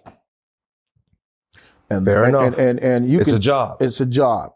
And not even a job. And it's a job to them. And you can tell that those referees, by their body language, how they hustle up and down the court, how they make calls, how they report, are they strong? You know, because when you go to NBA camp and you go to these Division I camps, one of the things, the key that they talk about is, first of all, how do you appear on the court? Right. Okay. Right. How's your whistle? Is your whistle strong or is your whistle weak? How do you stand when you go and report, when you go and report it? You know, 33 hits, 2 shots. You know, some guys would be, you know, down here, you know, 33 hits. I can't remember. Bitch, goddamn. You made the call. What'd you see? Right. I can't help you with that. Right. So that tells me you ain't mentally prepared to come out here. Again, I don't want to work with you. Is the best of us stepping into these positions of authority in life? Not. No, they're not. Right? No, they're not. And so what you're saying is that the dynamics of good refereeing are a mindset. Yes, it is. If you're going to be, you know, effective. And part of that is earning the players' trust and respect. That's right. Along the way. That's right. Which is interesting, because you going back to the family or the community dynamic or the neighborhood dynamic. Yeah.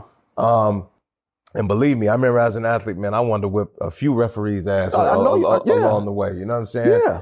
and was ready to. Yes. You know what I'm saying? Yeah, I know. And I wasn't the only one. You know what I mean? I'm with you. And I got a lot of family. Yeah, you know what I'm saying? yeah. Cass was ready to get it in. You know what I'm saying? Right. But it's like, do the refs understand that?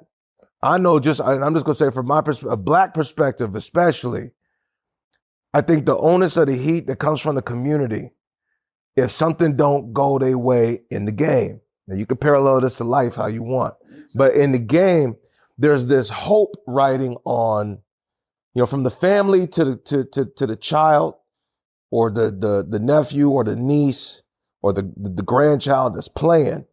There's this hope. That's my baby. That's right. That's I right. want them to win so they can go on to the next level. Right. There's high emotional stakes. Very high. Some black folks, I'm just going to talk black folk from where I'm from. Right. So emotionally charged, they know to not even come to the game. I'll tell you right now, and my people know, hey, I ain't inviting y'all to the joint tonight. No. Y'all tear this thing up, man. I'm just going to go about my business. You're right. Because that temperament that come with repercussions. And it does. It comes with repercussions. Do referees understand that social dynamic that, okay, let's say you've been calling it square the whole time, and then, man, you mess one up, and, you got a whole side of the stands that's off the white, black, Asian, otherwise. They off the hook with you. They waiting for you outside. Oh, yeah, and I've experienced that. I ain't gonna lie and say, motherfucker, I ain't have them problems. Right. But it's a growing process. Okay. How do you deal with the community? Is there a moment to deal with the community? Yeah. To explain. Yeah, because the easiest thing is to say, and this is what I do. Hey, I called what I saw. Because as a referee, you're going to be 50-50. So it gets to a point where, motherfucker, I don't really give a fuck. Excuse my French. I'm going to call what I see. Yeah. If I miss the call, I'm man enough, I'm professional enough to say, I missed that call. Right. Even if I have to pat the player on his butt, that's an indication of I got you. Do you think it's that there's misunderstanding of the game in like, for instance, I just automatically think I'm a solution dude. What if some rule was instituted where you got 1 minute, one little lousy minute before the game, the mic goes to the referees and the referees get a chance to say, hey, y'all, we understand we ain't the most liked people in the room. We got to call the game fair. We're going to make mistakes. We're not going to see everything. Do you think some kind of opportunity to connect the perspective could, because I'm thinking about this from a community standpoint, even in policing, even in families. I know I do it with mine. Man, dad ain't perfect. Dad is not out here to be perfect. Now I'm nice with what I'm nice with. Yeah. And if you bet on that, we gonna win all day long. But there's certain things I'm not, I don't have that skill set or I don't have that ability.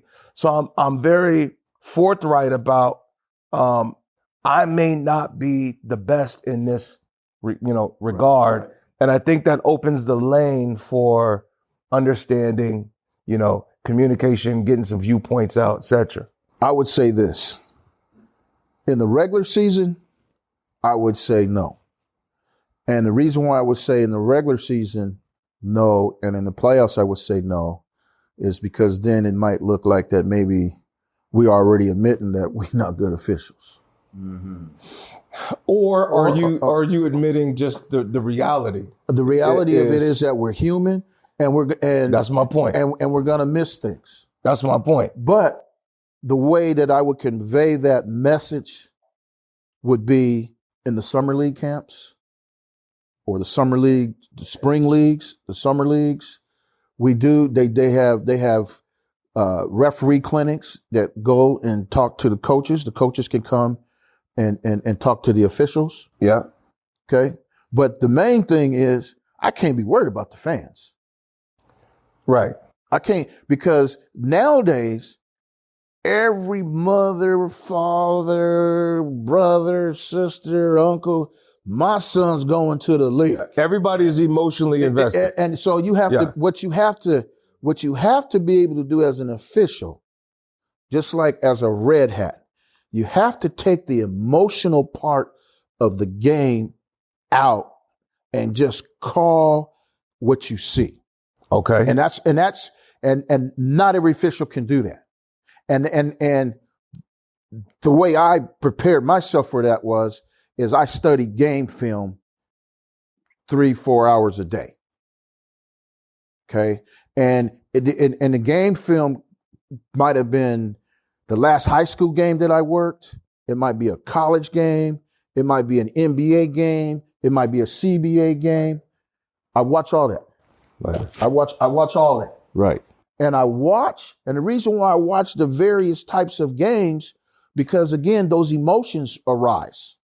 Right. And so the key is, how did that official crew, or how did that particular official, because I look up to this official, so I want to see how he or she handles this situation, this hot, heated situation. You got bodies all over the floor, the play's still going, people trying to get up and they pulling each other down, and you got this coach yelling, "Hey, that's a foul." Then you see that, and then you got the, "Oh, he's just crying because he's getting his butt whooped," and now you got all of this going on at the same time. You got the coaches going at each other, you got the players going at each other. Sometimes you even get official crews that go at each other in the game. Mm-hmm. To my point, though, isn't that life?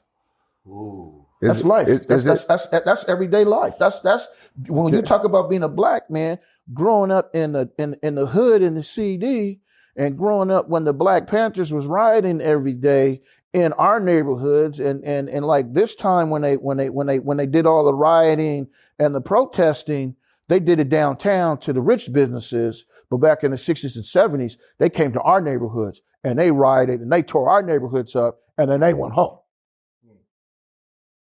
They went home. So what is the benefit? What is the benefit of, I just want to hear perspective. You got military, war, combat experience, real life and death situations played out. You've lost a lot of friends. You've lost, fellow Rangers, fellow soldiers, regardless of military class or military genre. Real rioting, if you would, with, not to take nothing away from cause-related issues from within the community. When I say real, I mean that the military has, however you feel about it, they're under a legal construct that gives them the authority and the right for the betterment of this country to protect it as they see fit against any kind of threat. And there's real consequences there. And there's a overarching kind of macro understanding that goes with that. Versus in life, when we riot, the outcomes, the benefits. In other words, in the 60s when it went down, how did that affect the Black community? Or even now, how does that affect the business, community? Excuse me. Is that the answer? Is war the answer? Well, first is, you had asked, is war the answer to that? And I think that anyone that's been in war, combat, conflict, would say it's a response. It's not always the answer. Right? Anyone that's been in that kind of conflict doesn't want it. I mean, we're looking at, right now, the 75th Ranger Regiment is literally the most deployed unit in all of DOD to this day.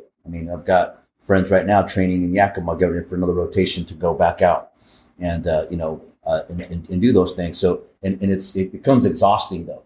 I've got cats that, like in my peer group, who are senior enlisted advisors to command sergeant majors, and they're tired.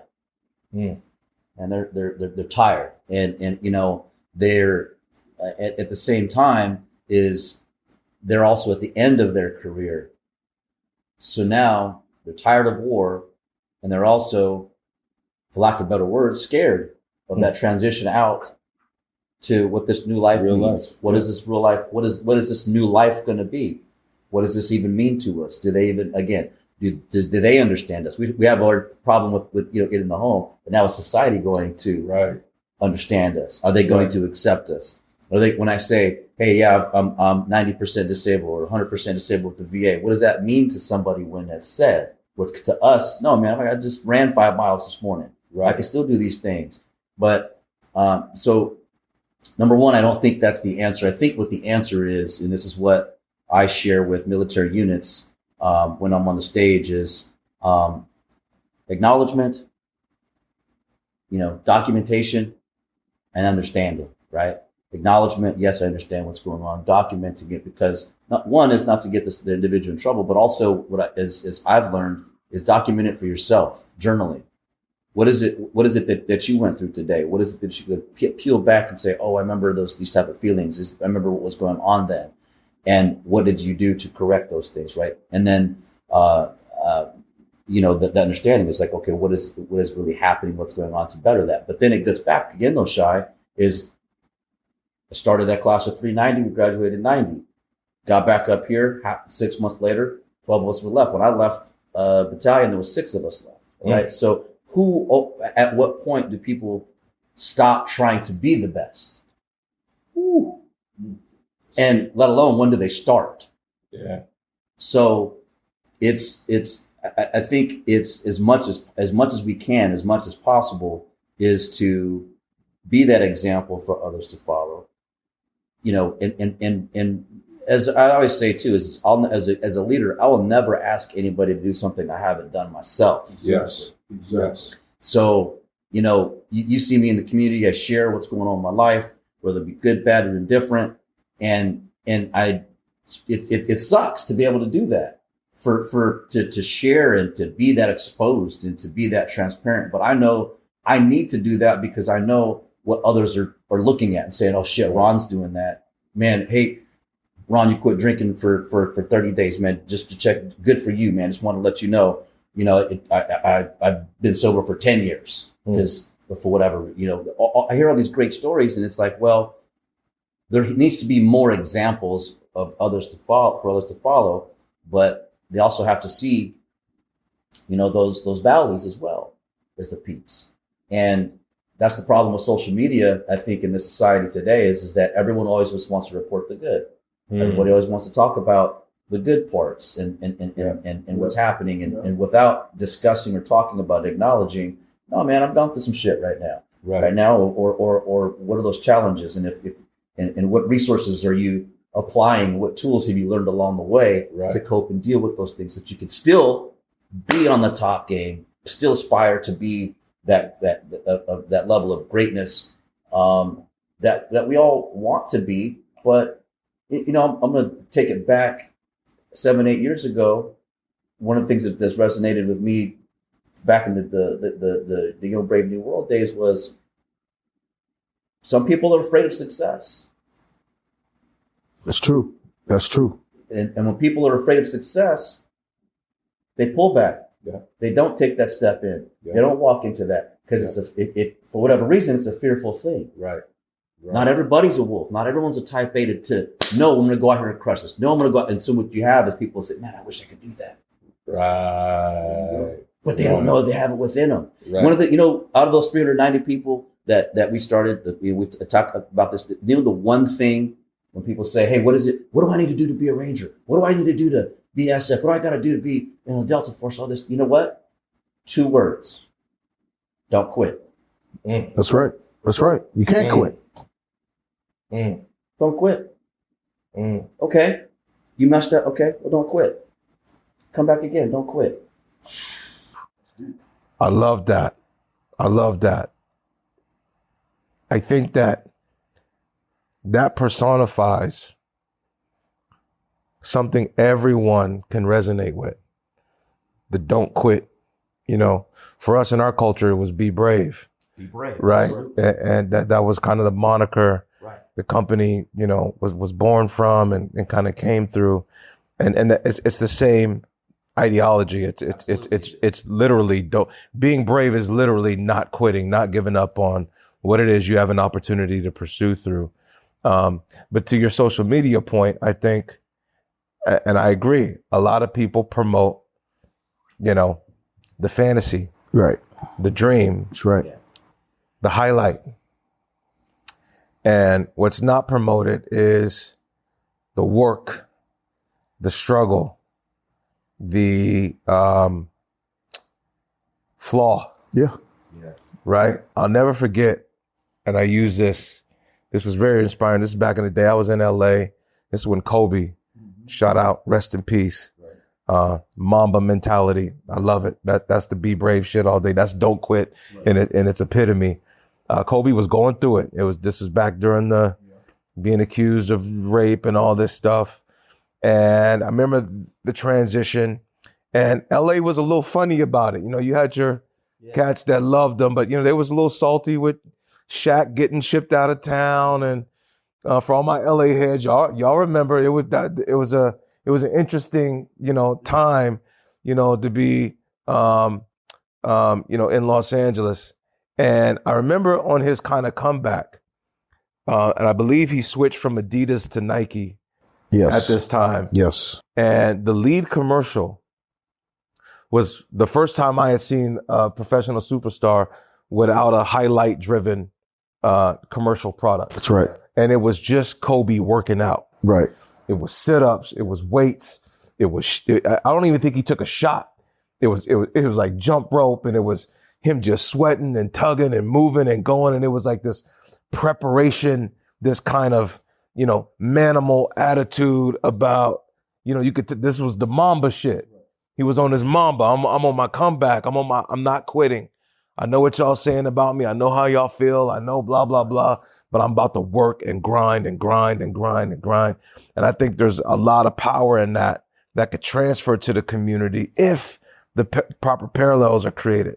So before we move to the next subject, Hop, when you mentioned the riots and you mentioned the temperament in the community at a pivotal time and you coming up, what is your perspective on, is that approach beneficial? Does it help? What's the real angle you think needs to be seen in that mix? Well, anytime you protest, whether it's nonviolent or violent, it seems to me, from what I've been experiencing, the only way things can be successful is, one, we got to be able, it's one thing to protest, but what are we protesting about?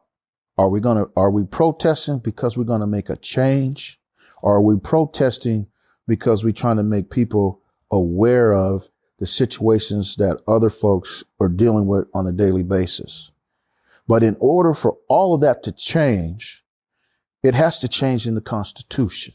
It has to change in the bylaws that's been written in stone, and these guys are hovering to it, and they're using it, but they're using it inappropriately. They're using it to where it's only benefiting one economic group. And when you start talking about blacks, you start talking about the Asians, you start talking about the Mexicans, you start talking about the Jewish folks, whoever you want to talk about. Not everybody is up here. And there's more people that are here and then below. And we're the ones that are trying to fight to get what is rightfully ours, because we're entitled to just everything like these people are. So when we riot or when we protest, because you never seen a protest not be violent. Well, think about it. Martin Luther King, when they protest and they marched, they got beat, they got thrown in jail. John Lewis got hit upside his head, thought he was going to die. Okay. When they protest here this past summer, people got hurt. Businesses got damaged. People went back home. But what did we gain? Now the city is destroyed. It not only is destroyed economically, but more importantly, it's destroyed culturally. It's destroyed socially. It's destroyed economically. Nothing benefited from these protests. But if we can change the Constitution, we can change the language in the Constitution that is going to prohibit certain folks only getting all of the advantages. This is the only way that this life on earth is going to change. So when you say Constitution, and the Constitution needs to change, are you talking about the Constitution? That's right, baby. I'm talking Are about. you talking about? I'm talking about the governmental Constitution, the original, the original Constitution. Okay, so look, all right, so look, you know everybody ain't flying with that. Well, you know what I'm saying. Well, not that you're here for that sake. I'm just saying, right? You know what I'm saying? Because the Constitution is a beaut. I mean, look, portions of it. I'm gonna say on the surface. I'm gonna say on the surface, and I'm gonna say contextually.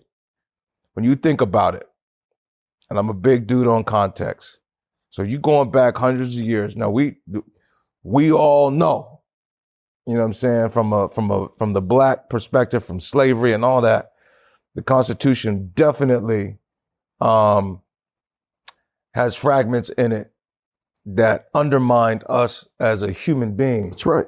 Altogether. That's right. You know what I'm saying? I'm not voiding that. But I am saying on the construct, and with respect to the fact that that was, you know, that's what these cats was on in that day, right?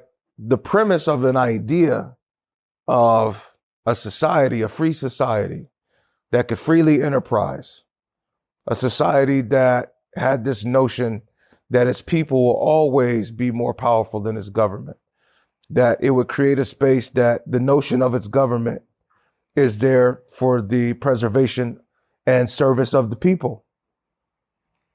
Is the Constitution off in its essence, or have people just got it twisted because they don't totally know the Constitution, or they don't have a, you know, complete appreciation for it, or it's like, because it's like, look, what average household do you know that you've been in and out of where the Constitution's sitting over there, or the Bill of Rights is over there, or the Declaration of Independence is over there, or the Emancipation Proclamation's over there? Any of these, you know, phenomenal bills and laws that historically were created for the evolution of America to become this, you know, this great idea. When you say the Constitution needs to change, are you saying that it's void of anything that could get us to that next level, or do you think it's the people?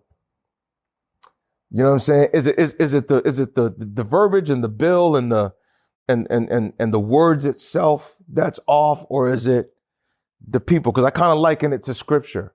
It's like, is scripture off, or are the people propagating it and utilizing it for themselves off? You know what I'm saying? Yeah. So when you say the scripture's never going to be off.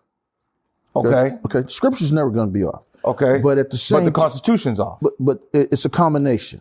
The language or I put it this way, it's how the Constitution is executed. Okay. Okay. Because if it's executed verbatim of the language that's in there, there's no way that African Americans shouldn't have black-owned businesses. There shouldn't be any poverty in the world. There shouldn't be neighborhoods where they can't get medical attention, they can't get social psychiatric attention. There's no way that these veterans can go and fight for this country and come back and be treated like dog meat. Right. So who's controlling that? Right. So you say, so that's not a constitutional thing. That's a people thing. That's a people, and that aspect of it, it's a people's thing. But that's played out through legal protections of, you know, the medical industries, or, you know, whatever, you know, the economic landscape, you know, because I get what you're saying.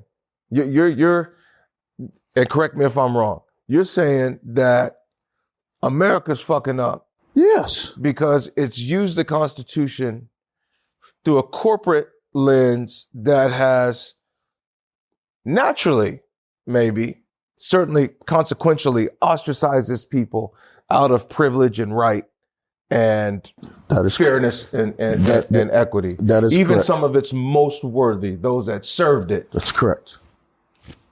I'm gonna leave it like that. I can't argue with that. So- But again, is that a foul of the people or a foul of the document? I think it's up to interpretation. I mean, and it consistently has been since it was drafted. Since it was drafted, yeah, you have all the names on there, but that doesn't mean everyone agreed to it. That's right. Right? That's right. It's like, okay, we need to put something forth. Let's here we vote go. on it. Let's vote on. Okay, That's we're right. gonna put our. This is what we feel the ideas, and then obviously there's been amendments and all these different Right. things over time. Just as you said, as times changed, and it's like, okay, wait, you can't do that to this class of people because as the Constitution says, you can't do that. You have to add this into there to make these changes. But at the same time, there's a Supreme Court.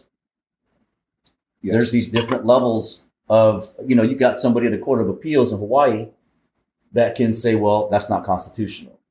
And someone else can say that it is constitutional. So it's like, unfortunately, it's consistently up for interpretation and how well someone is going to be able to argue that point to win that point over to whoever is the legislative authorities that say, yes, we're going to put this in, or no, we're not. Is it constitutional or is it not constitutional? I think it's always the fight, right? Right. Or whatever topics. And is judgment, is law subject to perspective for whoever may be in the seat of judgment? Because if and again, this goes back to the referee thing. That's right. How are you seeing the foul or the non-foul in the course of a game? You're essentially playing judge in that moment, and your understanding of the constitution of the game or the rules of the game, you're going to penalize accordingly. But sometimes, naturally you're going to be off, or naturally you're going to. And then that's just because that's human error. Right. Human error. And if you leave it because nobody's perfect. And the way, and so I'll give you an example of what I'm talking about. I'm the chapter president for Protect 17, and I'm on the bargaining team. And one of the things that we do is that we have bylaws within the union. Okay. We have a contract with the city. Okay. But then there are certain words that are used in the sentence, shall or must. And so You say share or must? shall, shall, or must. Yeah. So again, when the Ranger was talking about interpretation, one of our objectives now is to take those types of words out of the Constitution so that when you read it, it is definitive of exactly what can and what can't be done. So you rule out anybody coming in and being able to make a judgment, because people are prejudiced towards certain things and they're going to always try to get their point across. And and it don't matter who they destroy in the process. This is just how human nature is. Right. And so if you can change words to where you don't get all of these different interpretations when you read it, that's a start to trying to make things better. Yeah.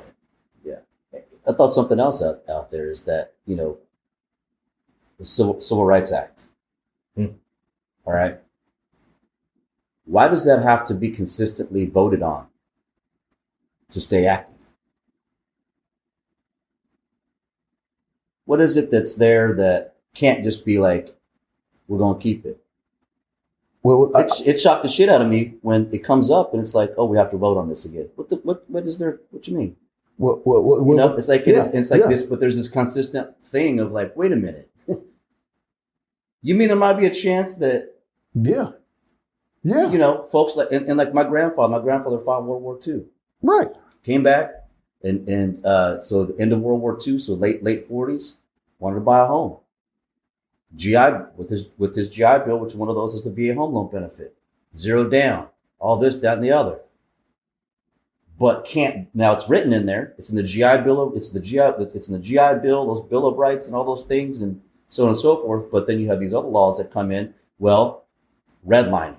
Well, we're not going to lend. These banks can't lend to black folks. So it's like, okay, constitutionally it's in there, or what's to say there's a right there that these veterans have fought for, so on and so forth. But now they don't have access to these things, right? To execute. And so constitutionally, the way that the Constitution is written, pursuit of happiness, so on and so forth.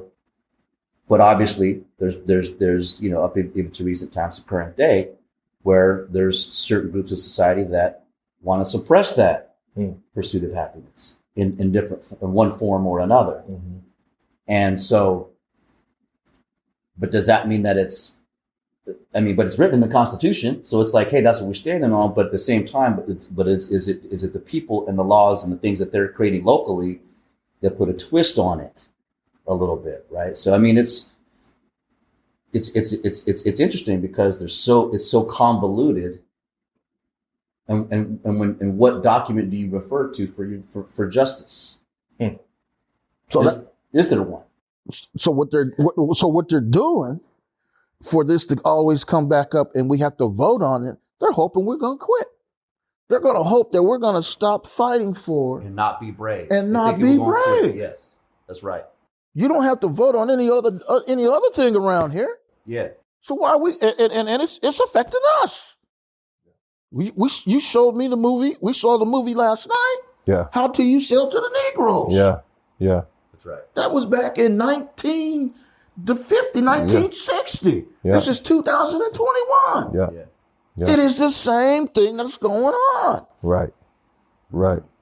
And then that's how a lot of us get discouraged. Yeah. A lot of us don't. A true leader is going to take the ups and the downs. Yes. And it's going to keep going. Yeah. And like we said earlier, there are folks that'll say, okay, yeah, I'm with you, rah, rah, rah, rah, rah, rah. We get out there, we start doing this and start doing this. All of a sudden, shit, we in quicksand. Right. What they going to do? They're going to turn around and go the other way. Now we in there by ourselves. And so that is what's been happening is we get certain leaders, we get people that are following them, and then when it gets, whoa, they bail out. Yeah, when the game gets on the line, there's 2 minutes left and you down 6. They bail out. Cats will bail out. I'm Showtime prime time. Yeah. My motto is, man, turn them lights up, man, because the brighter them lights get, man, the higher I'm going to perform. Right. I'm winning. Right. That goes back to what I was trying to say, though, is there something we're not having, something that is inherent amongst brotherhood and fraternalism in military and other spaces. There's something that's inherent in sportsmanship and the dynamics of being an athlete that gets lost in life. Oh, yeah. And then when you got to pull those together in a community, well, the best of you are off out at war. Yes. And on the field and on the court and in the boardroom or in communities or in jail. Or incarcerated. Yeah, you could say that too. Absolutely. You feel what I'm saying? But that leadership component is often missing, or the leadership falls in the hands of someone who may or may not have the sportsman or sportswoman mentality. That's right. Or the military man or military woman mentality to properly organize, strategize, structure, lead, mobilize to completion and fulfillment. Yes. And so on and so forth. There's something that I think has always been lost in basketball. The concept of rebounding. Of course. And, we know as hoopers, right, how important it is. Oh, yes, we do. The idea of somebody who's great at rebounding is they are fixed with the notion you may miss. And because you miss, I'm not going to be mad at you. I'm going to go retrieve the ball That's right. on our behalf so you can shoot Again. That right there, right? That in that sport is an amazing feature. It's an actual stat line. It's well respected from within the culture. But, you know, the leading rebounder in the league isn't necessarily going to be getting MVP votes, and they're not necessarily going to get the big deal with Nike or the blah, blah, blah. But the fact of the matter is many more shots are missed than made. It reminds me of that Michael Jordan commercial he had. Again, going into the flaw and the truth.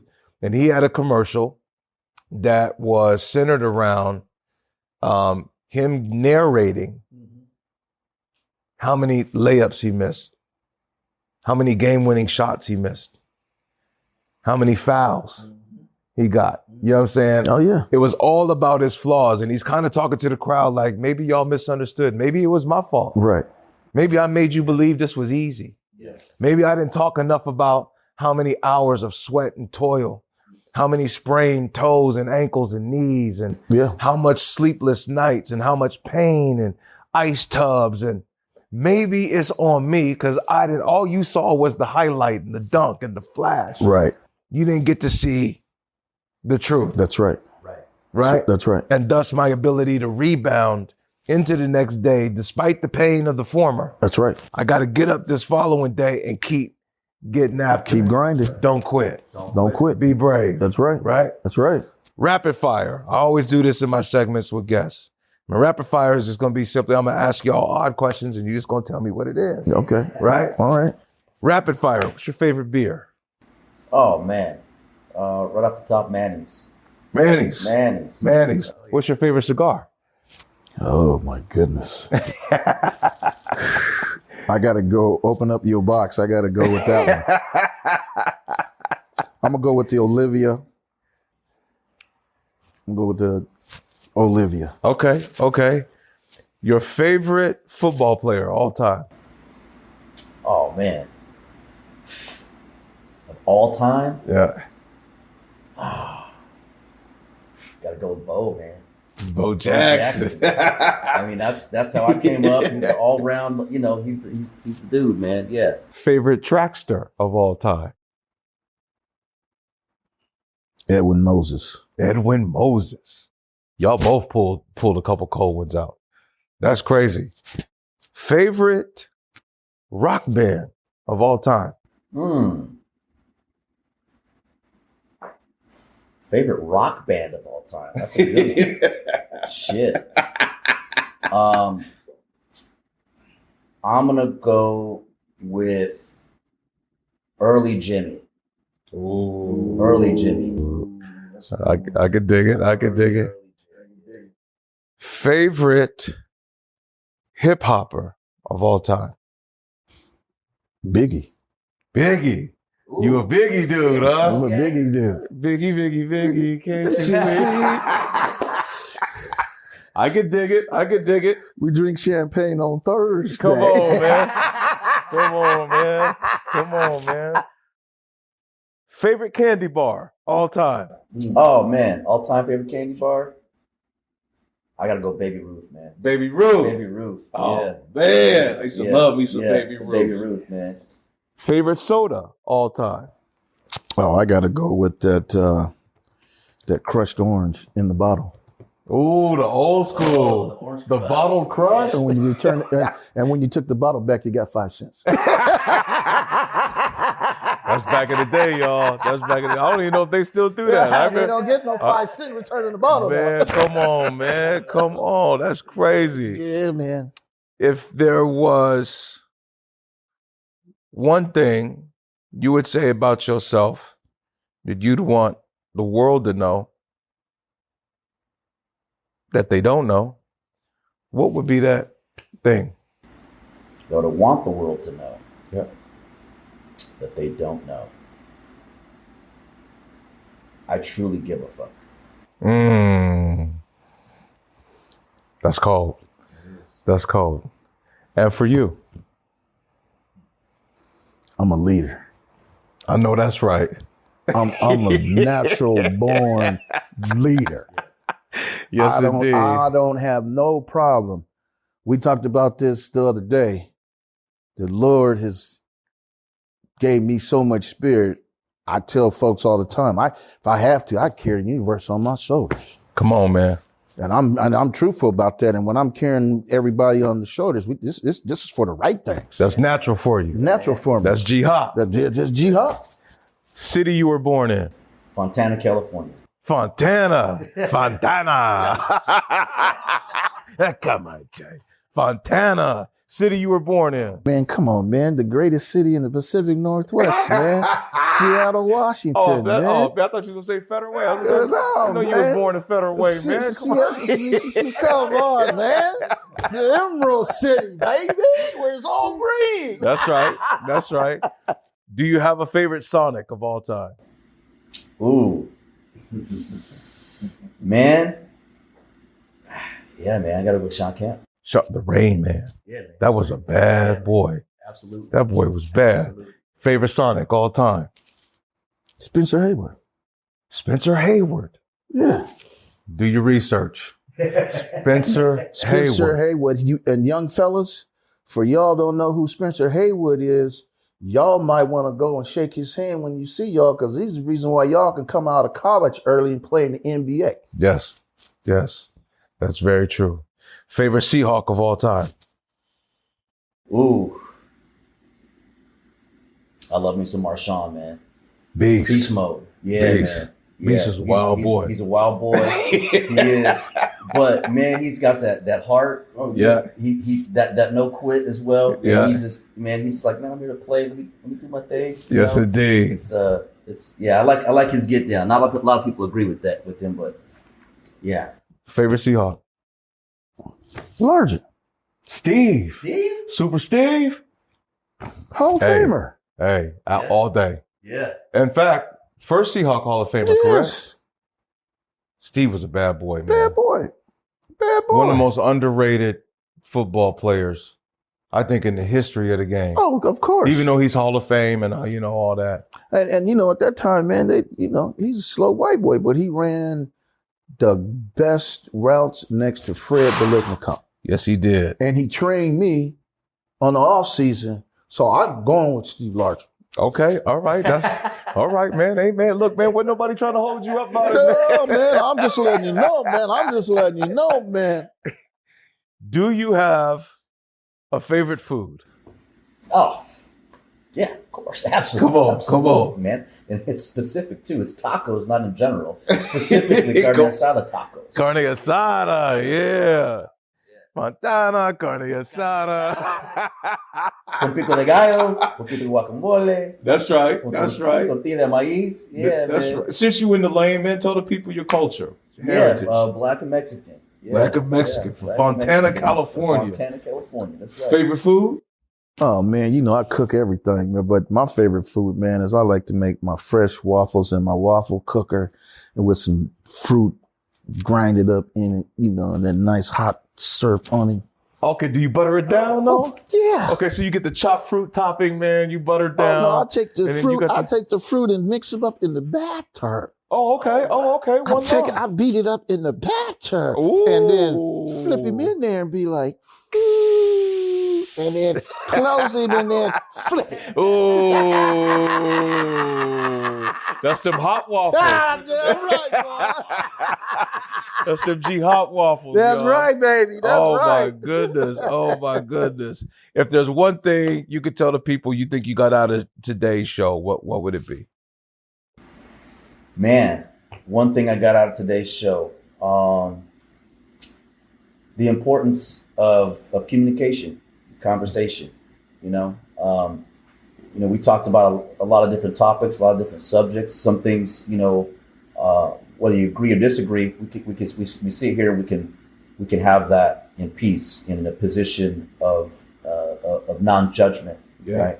Yeah. And I think that is one of the key elements that's missing in the world, in the home, in companies, small businesses, is that getting back to that level of communication, being open with it, being able to be mature with it, And that's a big thing that I got from this. It's a great feeling. It's a comfortable feeling, and it's something that I've identified that I really miss in my life. You know, from us sitting here and the last times that we've been building together as men in here, and and I think that's an important aspect. Absolutely. Yeah. What's your one driving thing you take away from today's show? The continuance of the brotherhood, the continuance of being that right leader. We're all different, but yet we respect each other. We express how we feel, and it comes from the heart. Yes, indeed. Brave New World that's why it's called Brave New World. That's right. That's right. Because we not afraid, we not ashamed to let you know how we feel. And the one thing that you need to know is we're going to tell you how it really is. Absolutely. Whether you agree or you don't agree, we're going to tell you how important it is to be open, to be honest, to be able to accept different feedbacks from folks and then build on it and still work on becoming the best we can be. I tell you, since we've been building here for the last few months here, one of the greatest things is it's really, really helped me. It's helped my inner soul. I tell them, I said, I feel the way I'm 60 years old. I feel just like I did when I played for University of Washington from 1979 to 83. That's peace right there. And these brothers here are real. And they're not going nowhere. And they stand for a purpose. Absolutely. And as long as we continue to grow and stride and know and stay focused on the purpose and what's next, we're going to be successful. All day, every day. So here's how we going to wind the show down, y'all. I'm going to encourage all you brothers to relight your sticks. If your sticks is down, we're going to send the people off with some love and peace. As I light mine, I'm going to re-pour a little God juice on you. Right. For my folks that's out there, please take no offense. You know what I'm saying? I really don't give a damn how y'all feel about it. You know what I mean? We want you all to know that as we toast you out. Let me see the lighter, Ron, when you get a chance, baby. As you go on in life to do whatever it is that you do, that you maintain an ability to do what these brothers just said. Keep communication at the forefront. Love on your people. Love on your neighborhood, your families, your community, your cities and states, your regions, your nation, and your world. The planet will become an altogether better place if we continue to do some of the things we just experienced today. I raise my glass. I salute you all. Peace, love, wealth, health, success, happiness, abundant joy, and laughter. May it follow you all the days of your life. This is Shyan Selah signing off. This is life. Salute.